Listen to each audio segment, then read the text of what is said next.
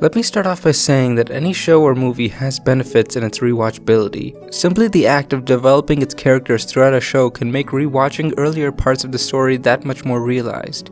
In Fate Zero, for example, there's a scene in which Ryder interrupts a battle between Saber and Lancer. The reason as to why he did it is told to us verbally, explaining that Ryder is a man who values the journey over the destination, that he would rather fight his way to victory than obtain it conveniently. And this act of interrupting a fight he didn't have to interrupt supports that characterization.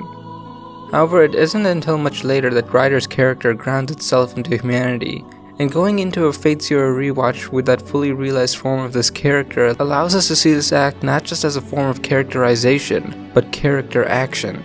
Instead of thinking, so this is what Ryder would do, we think, of course this is what Ryder would do. However, the rewatch value of Maquia when the promised flower blooms extends beyond that general rewatch value of something like Fate Zero, because its story structure is so odd that it only really makes sense in the rewatch.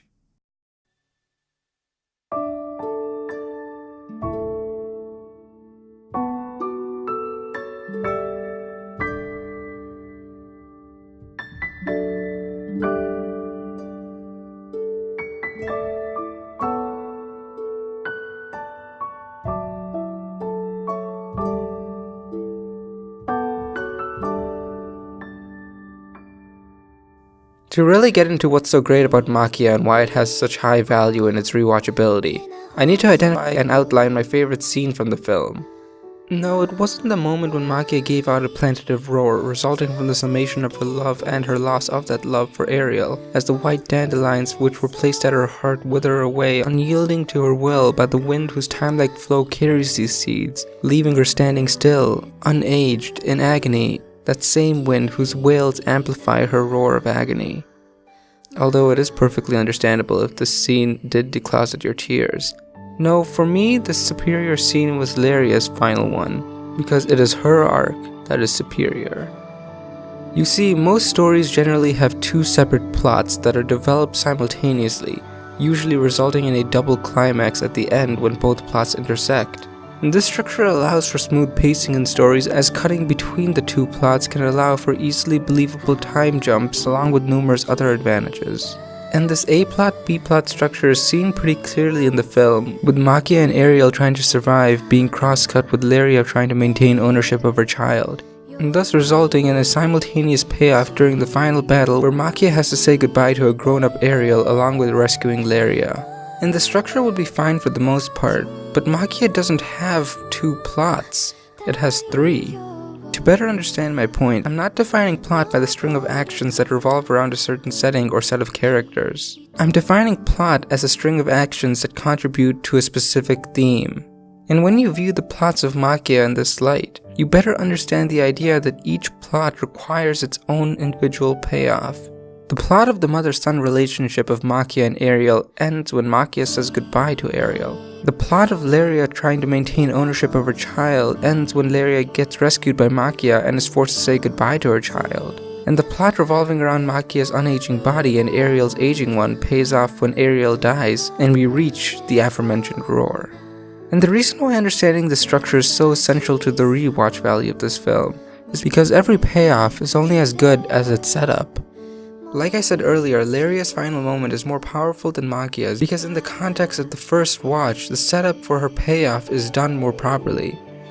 And at the same time, the payoff of both plots that Maquia and Ariel were involved in have the odd effect of working as a setup during the rewatch.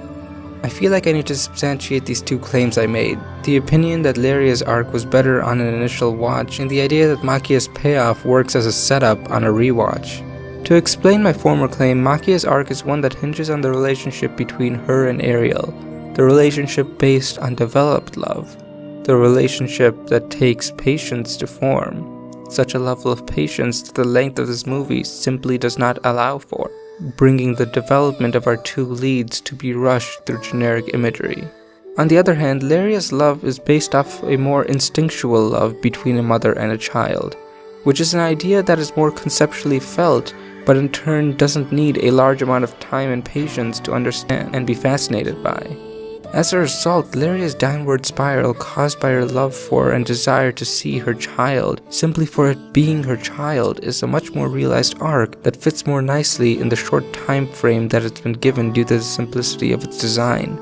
Leading to its sensational climax as Lyria finally gets to fulfill her innate desire, but only for a brief moment as she is immediately forced to say goodbye to her daughter, adding the words, "Forget me and I'll forget you," to strike another gut punch into this already tearful conclusion. And I think it's that last gut punch that truly makes this movie beloved, as I think it's the best execution of the most cathartic theme of this movie, the inexorable nature of love and loss. As any viewer might take note of, this theme of love and loss is highly evident in the main relationship of the story as well. Due to the differences of their very being, there's a sort of inevitability of the degeneration of the relationship between Maquia and Ariel, but we never feel that inevitability. Sure, we are told that it's going to happen. We see Maquia's static body contrasting with Ariel's ever-rotting one, but we are so focused on the now that the foresight never really becomes apparent. This is why the plot structure is such a detriment to the story, because the plot of surviving completely overshadows the plot of Maquia's aging, shoving it to the back of the story and the back of any viewer's mind. It never creates a good setup, so the payoff feels unearned. Some people would call this subtlety, and maybe they're right. Maybe I just need things explained to me more overtly in comparison to most people.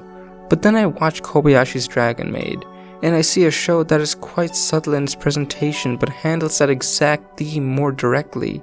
And I think about how much more emotional it is as a result, and I realize that subtly setting up tragedies is a mistake. I think there's a beauty in knowing exactly what's going to happen and not receiving a plot twist. It's more fatalistic that way, and it's for this reason that the phrase tragedy comes best in 2 doses and manifests itself as a true source of the greatness of this film, and the core to my argument. The simple act of knowing the ending puts the viewer in a different mindset in this film. I said earlier that the interactions between Maquia and Ariel were generic and rushed, but that may not have been as true as it was an attempt to prop up Lyria's subplot by putting down what was actually a fairly functional relationship. God knows Mari Okada doesn't skimp out on any opportunities to create good character chemistry, even in the most mundane of shows. And the effect this has on the rewatch is simply that the love you have for the relationship between Maquia and Ariel at the beginning of the first viewing is what you start out with. To put it simply, the inevitability of Ariel's death and Maquia's despair from that death would not matter to you if you didn't care about the pair. But since you do care, assumedly, phrases that we brushed off from earlier parts of the film, such as "don't fall for outsiders or you'll truly be alone," gain a large weight and impact when you hear them with the ending in mind. The first encounter with Maquia and Ariel gains the significance as the moment where Maquia has solidified her faith of feeling that loneliness. And the strength of Ariel's biological mother highlights the strength of the bond yet to come between Maquia and Ariel, reminding us once again of the pain to come once such a strong bond is broken.